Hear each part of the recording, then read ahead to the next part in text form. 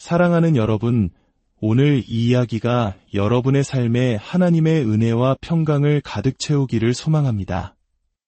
우리의 삶은 때로 보이지 않는 싸움의 연속일 때가 많습니다. 그 싸움 속에서 지치고 힘든 영혼들에게 이 말씀이 큰 위로와 희망이 되기를 기도합니다. 이 귀한 말씀을 더 많은 분들과 나누고 싶으시다면 좋아요와 구독으로 저희의 여정에 동참해 주십시오. 여러분의 작은 손길이 누군가에게는 절망 속에서 다시 일어설 힘을 주는 하나님의 선물이 될 수 있습니다. 주님의 이름으로 여러분을 축복합니다. 여기 한 유명한 체스 챔피언의 이야기가 있습니다. 그는 휴가차 유럽을 여행하던 중 평소 좋아하던 예술 작품들을 감상하기 위해 여러 미술관을 방문하기로 했습니다. 수많은 갤러리를 둘러보던 그의 발걸음이 한 그림 앞에서 완전히 멈추고 말았습니다. 그 그림은 그를 매혹시키는 동시에 소름 돋는 공포감에 사로잡히게 했습니다. 그것은 한창 진행 중인 체스 게임을 묘사한 그림이었습니다. 체스판의 한쪽에는 악마가 앉아 있었습니다. 악마는 의자에 등을 기댄 채 희열에 가득 찬 웃음을 터뜨리고 있었습니다. 그 웃음소리가 캔버스 밖으로 들려오는 듯했습니다. 모든 것을 가졌고 모든 것을 이겼다는 자만심과 조롱이 가득한 얼굴이었습니다. 반대편에는 한 젊은이가 앉아 있었습니다. 그의 얼굴은 절망과 공포로 창백하게 굳어 있었습니다. 두 뺨에는 눈물이 흐르고 이마에는 식은땀이 송골송골 맺혀 있었습니다. 그는 두려움에 질려 손톱을 물어뜯고 있었죠. 체스 챔피언이 그림 위쪽에 적힌 제목을 읽었을 때 그림의 의미는 명확해졌습니다. 제목은 단 두 단어, 체크메이트였습니다. 외통수. 이제 악마가 마지막 한 수를 두면 이 젊은이의 영혼은 영원히 그의 것이 되는 절체절명의 순간이었습니다. 악마는 환희에 차 있었고 젊은이는 모든 것을 잃은 채 절망하고 있었습니다. 챔피언은 이 그림이 매우 흥미롭다고 생각했습니다. 하지만 단순한 흥미를 넘어 그는 그림 속 체스판에 깊이 빠져들기 시작했습니다. 그는 1시간, 2시간, 시간이 가는 줄도 모르고 그림 앞을 떠나지 못했습니다. 마치 자신이 그림 속 젊은이가 된 것처럼 체스판의 모든 수를 복기하고 또 복기했습니다. 몇 시간이 흘렀을까요? 굳어있던 챔피언의 얼굴에 희미한 미소가 번지기 시작했습니다.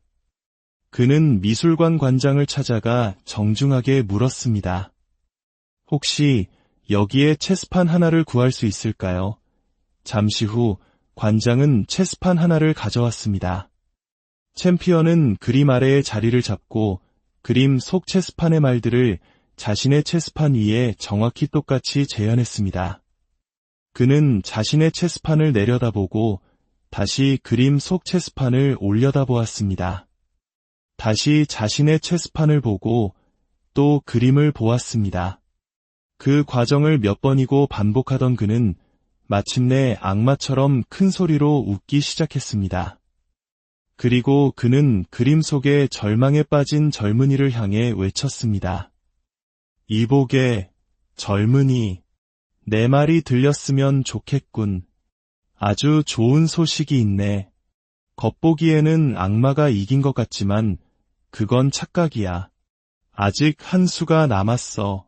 그리고 그 마지막 한 수는 바로 자네가 둘 차례라고. 자네의 적은 치명적인 계산 착오를 했어. 나는 체스 챔피언이야. 이 게임을 누구보다 잘 알지. 그러니 잘 듣게.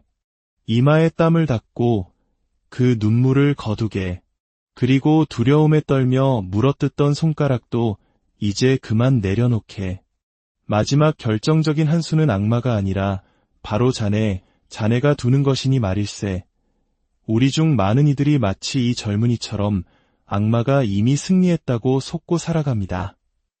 우리의 삶의 마지막 수를 결정하는 것이 우리가 아닌 저 어둠의 세력이라고 착각하며 살아갑니다. 그가 우리 삶의 주도권을 쥐고 있고 우리는 그저 그의 손에 놀아나는 꼭두각시일 뿐이라고 생각합니다. 우리의 기쁨, 행복, 평안, 그리고 영적인 건강까지 모든 것을 그가 결정한다고 믿으며 절망합니다. 왜냐하면 겉보기에는 정말로 그가 모든 것을 장악한 것처럼 보이기 때문입니다. 하지만 오늘 저는 여러분에게 이 체스 챔피언과 같은 기쁜 소식을 전하러 왔습니다. 이마의 땀을 닦으십시오. 흐르는 눈물을 멈추십시오. 두려움에 떨리는 손을 거두십시오.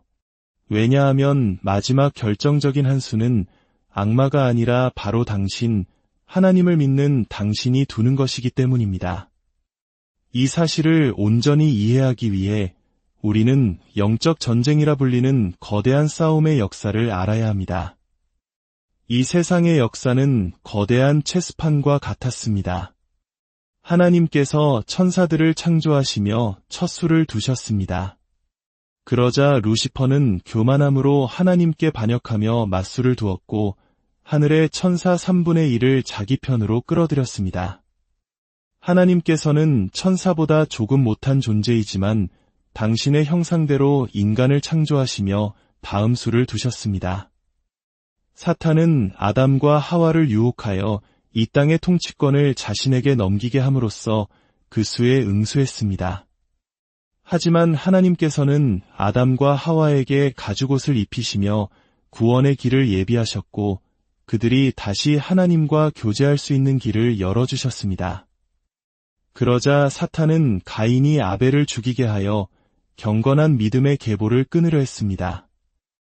그러나 하나님께서는 셋의 출생을 통해 사람들이 다시 주님의 이름을 부르기 시작하게 하셨습니다. 물론 사탄도 가만히 있지 않았습니다.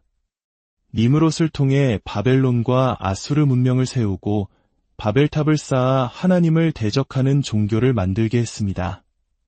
하나님께서는 갈대아 우르에서 아브라함이라는 한 사람을 부르시어 당신께 순종하는 거룩한 나라를 세우겠다고 약속하셨습니다. 사탄은 그 민족을 이집트의 노예로 만들어 바로 왕이 그들을 놓아주지 않게 함으로써 반격했습니다.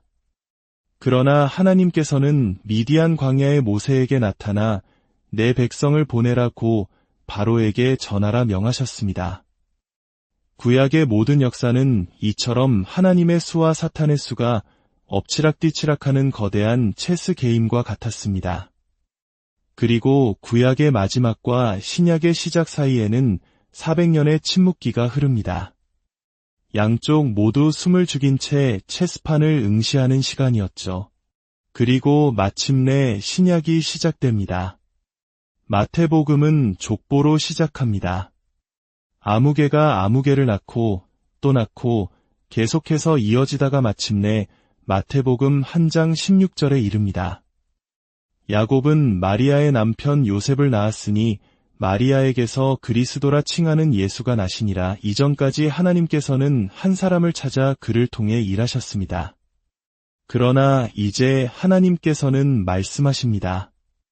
내가 친히 내려가서 이 모든 것을 끝내리라. 그리하여 하나님께서 친히 인간의 몸을 입고 예수 그리스도로 이 땅에 오셨습니다. 사탄은 광야에서 예수를 시험하며 최후의 반격을 시도했지만 예수님은 하나님의 말씀으로 그 모든 유혹을 이겨내셨습니다. 마침내 사탄은 자신의 마지막 결정타라고 생각한 수를 둡니다. 바로 예수 그리스도를 십자가에 못 박아 하나님의 대리자를 영원히 제거하려 한 것입니다. 그러나 바로 그 순간 하나님께서 체스판의 모든 판도를 뒤엎는 신의 한 수를 두셨습니다. 부활절 이른 아침, 동이 트기 전 무덤 문이 열리고 예수 그리스도께서 죽음을 이기고 부활하신 것입니다. 이것은 사탄이 전혀 예상하지 못했던 계산에 없던 마지막 결정적인 수였습니다. 그리고 그 마지막 수는 이제 바로 당신의 수가 되었습니다. 당신의 세상에서 어떤 일이 일어나고 있든, 당신의 삶이 얼마나 힘들고 어떤 어려움과 싸우고 있든 십자가의 죽음과 부활로 완성된 하나님의 그 마지막 수는 이제 당신의 승리를 위한 당신의 수가 되었습니다. 오늘 저는 이 말씀을 통해 우리 삶의 모든 문제 속에서 그 마지막 결정적인 수를 어떻게 사용할 수 있는지 나누고자 합니다. 에베소서 6장 10절은 이렇게 말씀합니다. 끝으로 너희가 주 안에서와 그 힘의 능력으로 강건하여지고 마귀의 간계를 능히 대적하기 위하여 하나님의 전신갑주를 입으라. 그리고 가장 중요한 말씀이 이어집니다. 우리의 씨름은 혈과 육을 상대하는 것이 아니요 통치자들과 권세들과 이 어둠의 세상 주관자들과 하늘에 있는 악의 영들을 상대함이라. 그렇습니다. 당신을 괴롭히는 그 사람이 당신의 진짜 문제가 아닙니다. 물론 우리는 눈에 보이는 사람들 때문에 상처받고 고통스러워합니다. 하지만 성경은 분명히 말합니다. 당신의 세상에서 잘못되고 있는 모든 일들 속에서 사람들은 단지 그 문제의 뿌리가 드러나는 통로, 즉 열매일 뿐이라고 말입니다. 우리가 인생에서 겪는 모든 싸움은 근본적으로 혈과 육, 즉 물리적인 싸움이 아닙니다. 우리의 진짜 싸움은 하늘에 있는 악의 영들, 즉 영적인 영역에 있는 악한 세력들과의 싸움입니다. 하늘에 있는 영역이란 바로 눈에 보이지 않는 영적인 세계를 의미합니다. 당신의 삶에서 지금 일어나고 있거나 과거에 일어났거나 미래에 일어날 모든 일은 가장 먼저 이 영적인 세계에서 그 뿌리를 두고 있습니다.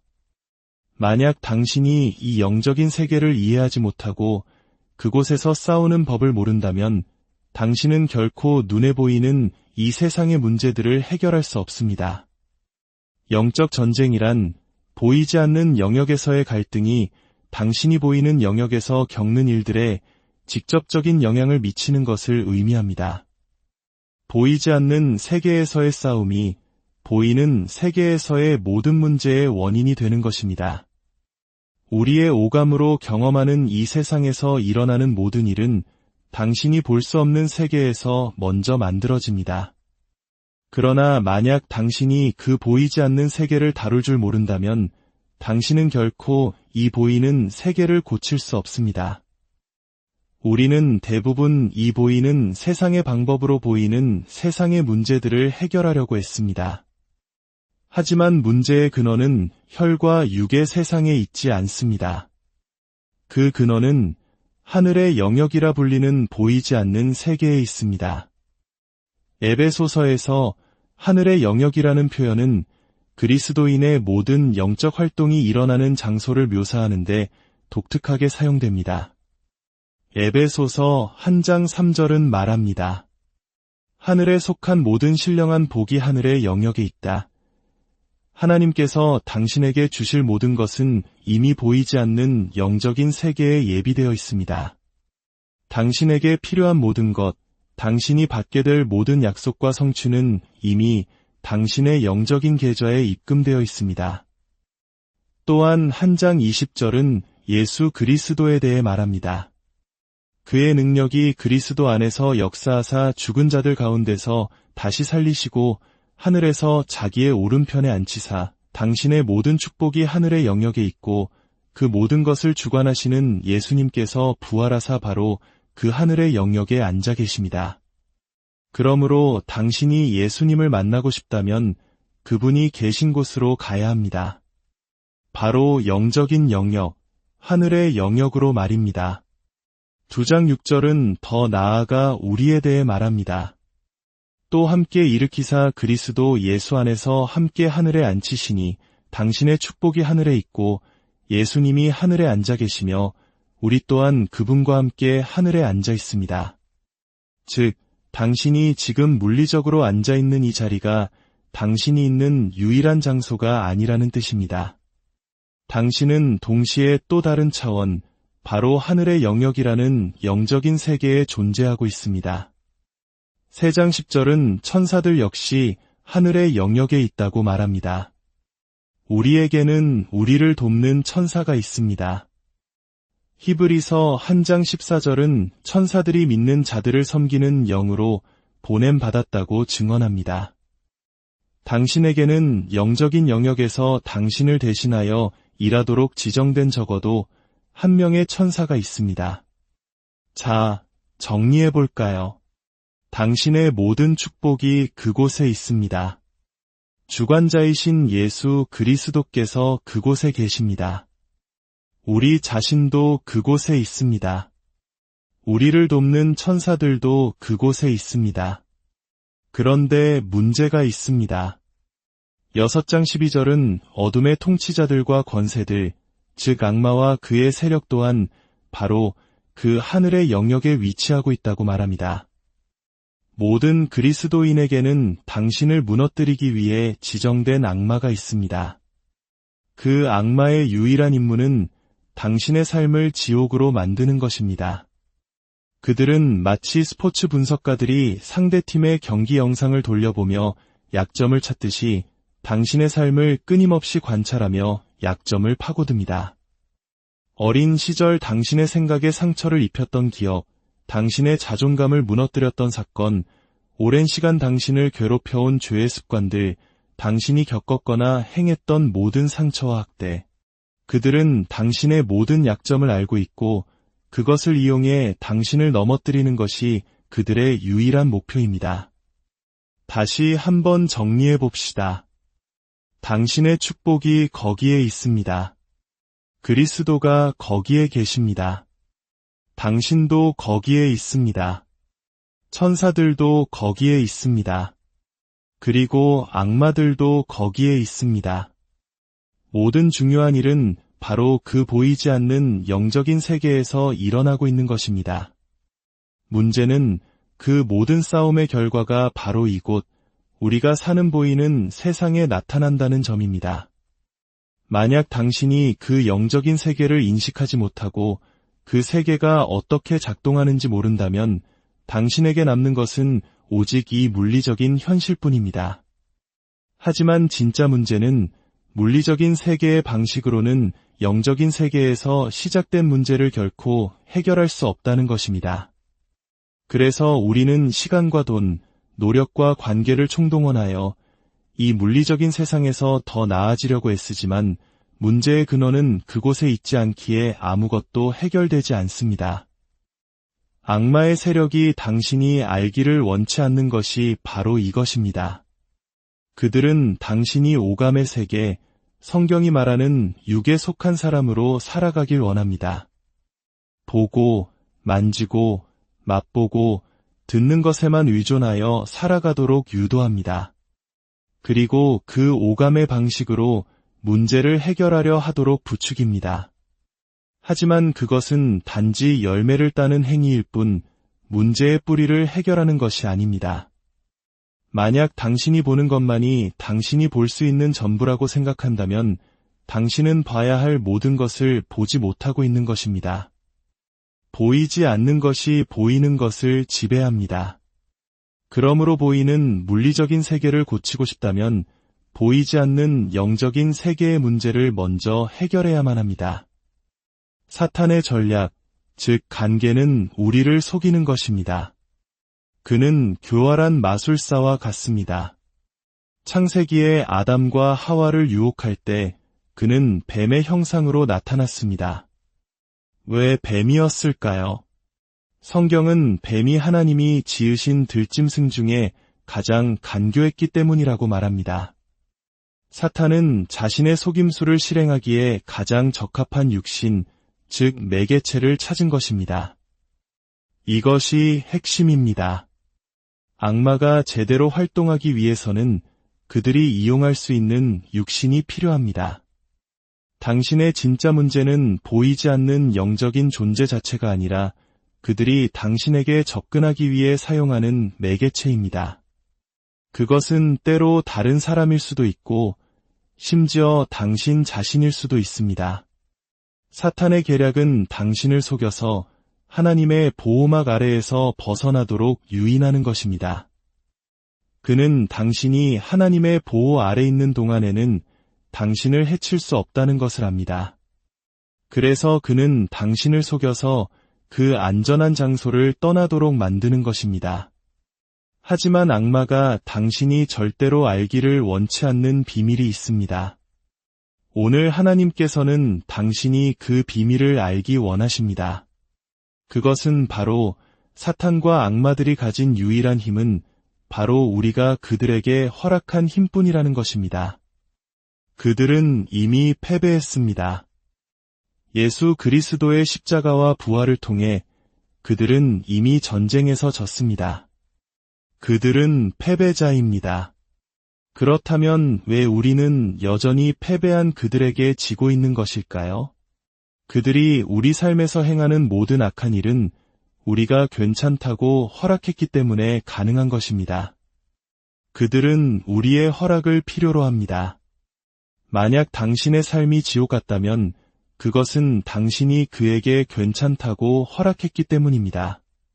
죄와 잘못된 생각을 통해 그에게 굴복함으로써 내 마음을 지배해도 좋아, 내 감정을 지배해도 좋아, 내 의지를 지배해도 좋아라고 허락해준 것입니다. 악마는 당신의 동의와 협조를 통해 역사합니다. 어떤 사람들은 우리가 너무 악마를 의식한다고 말하지만 진짜 문제는 대부분의 우리가 너무나 악마를 의식하지 않고 산다는 것입니다. 그래서 성경은 말합니다. 주 안에서와 그 힘의 능력으로 강건하여지라. 이것은 당신의 힘이나 능력이 아니라는 뜻입니다. 왜 나는 이 문제에서 벗어날 수 없는가? 그것은 당신이 당신 자신의 힘을 사용해왔기 때문입니다. 당신의 인간적인 힘은 영적인 영역에서는 아무런 효과가 없습니다. 성경은 반복해서 강조합니다. 굳건히 서라. 굳건히 서라는 것은 아무데도 가지 말라는 뜻입니다. 당신이 가진 것을 지키고 당신이 있는 그 자리에 머물라는 의미입니다. 이미 승리가 주어진 그 영역 안에 굳건히 서 있으라는 것입니다. 마치 비가 쏟아지는 날 거대한 우산 아래 서 있는 것과 같습니다. 당신 주변에는 비가 쏟아지지만 당신은 젖지 않습니다. 비가 멈춘 것이 아니라 당신이 보호막 아래 있기 때문입니다. 굳건히 선다는 것은 당신 주위에 악이 없어진다는 뜻이 아닙니다. 단지 그 악이 당신을 덮치지 못하게 한다는 의미입니다. 그러나 사탄의 계략은 당신을 속여서 그 우산 밖으로 한 걸음 내딛게 만드는 것입니다. 당신이 보호막을 벗어나는 순간 당신은 비에 흠뻑 젖게 될 것입니다. 개척시대에 한 아버지가 아들과 함께 마차를 타고 초원의 불길을 피해 달리고 있었습니다. 불길은 너무나 빨랐고 곧 그들을 삼킬 것만 같았습니다. 그때 아들이 보기에는 이해할 수 없는 행동을 아버지가 했습니다. 아버지는 마차를 돌려 불길이 이미 휩쓸고 지나간 새까맣게 타버린 땅으로 향했습니다. 아버지는 소리쳤습니다. 어서 뛰어내려. 그리고 여기서 절대 움직이지 마라. 아들이 공포에 질려 외쳤습니다. 아버지, 불길이 사방에서 다가오고 있어요.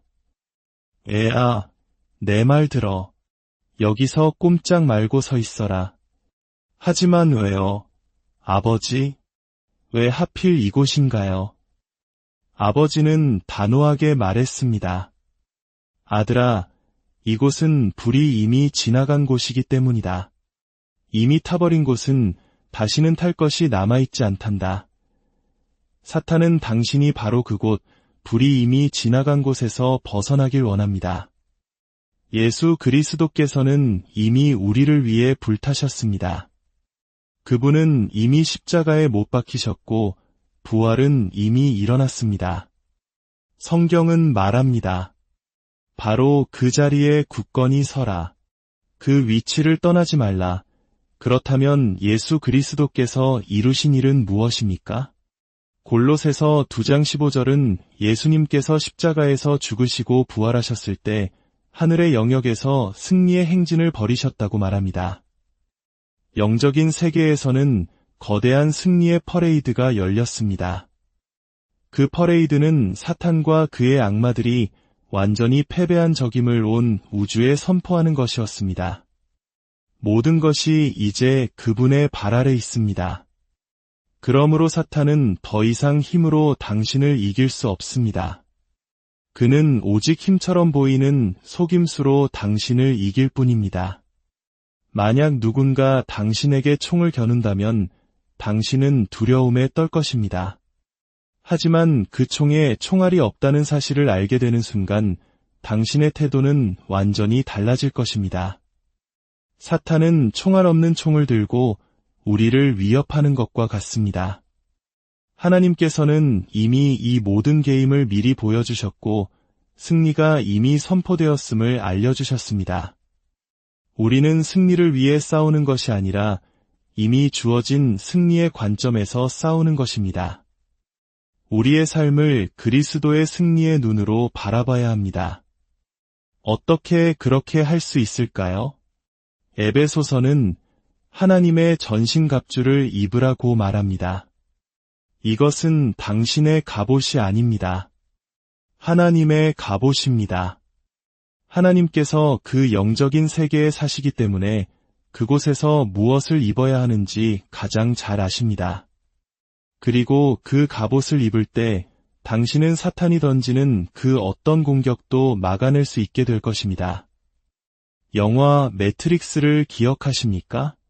주인공 토마스 앤더슨은 평범한 컴퓨터 프로그래머였습니다.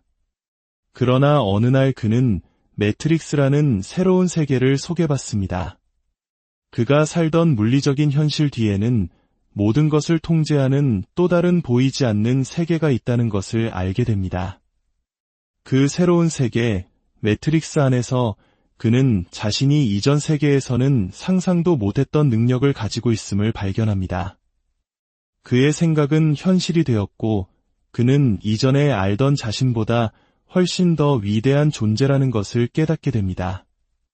그는 그곳에서 네오라는 새로운 이름을 얻습니다. 이전의 이름으로는 새로운 세계에서의 자신을 정의할 수 없었기 때문입니다. 그는 그곳에서 트리니티라는 새로운 사랑을 만납니다. 성부, 성자, 성령의 삼위일체 하나님처럼 말입니다. 그는 그곳에서 자신이 바로 그 사람, 세상을 구할 특별한 목적을 가지고 태어난 존재임을 깨닫게 됩니다. 물론 그 새로운 세계에도 스미스 요원과 같은 악의 세력이 존재했습니다. 그들은 끊임없이 네오를 공격했습니다. 하지만 새로운 세계 안에서 네오는 그들을 모두 이겨낼 힘을 가지고 있었습니다. 제가 여러분에게 말씀드리고 싶은 것이 이것입니다. 당신이 예수 그리스도를 영접했을 때 당신은 토마스 앤더슨이 매트릭스로 들어간 것처럼 완전히 새로운 영적인 세계로 건너온 것입니다. 당신은 이제 하나님의 아들, 하나님의 딸이라는 새로운 이름을 얻었습니다. 당신에게는 성부, 성자, 성령이라는 새로운 사랑이 있습니다. 이 새로운 세계 안에서 당신은 이전과는 비교할 수 없는 새로운 힘과 능력을 소유하게 되었습니다. 그리고 당신은 세상을 변화시킬 목적을 가진 바로 그 사람입니다. 영화에서 모피어스는 네오에게 2개의 알약을 건넵니다. 파란 약을 먹으면 모든 것을 잊고 평범했던 이전의 삶으로 돌아갈 수 있습니다. 하지만 빨간 약을 먹으면 새로운 세계에 남아 그곳의 모든 진실을 경험하게 됩니다. 오늘 하나님께서 당신에게 묻고 계십니다. 당신은 어떤 알약을 선택하겠습니까? 이전처럼 평범하고 목적 없는 삶으로 돌아가시겠습니까? 아니면 새로운 왕과 새로운 왕국, 새로운 능력과 정체성, 새로운 목적과 영광, 새로운 승리와 운명을 경험하게 해줄 이 믿음의 알약을 선택하시겠습니까? 선택은 당신의 몫입니다. 하지만 기억하십시오. 당신은 더 이상 절망에 빠진 채 체스판 앞에 앉아있는 젊은이가 아닙니다. 당신은 이미 승리하신 왕의 편에 서서 승리를 확정짓는 마지막 한 수를 둘 자격을 얻은 존귀하고 능력 있는 하나님의 자녀입니다. 주님의 이름으로 여러분 모두를 축복합니다. 여러분의 삶 가운데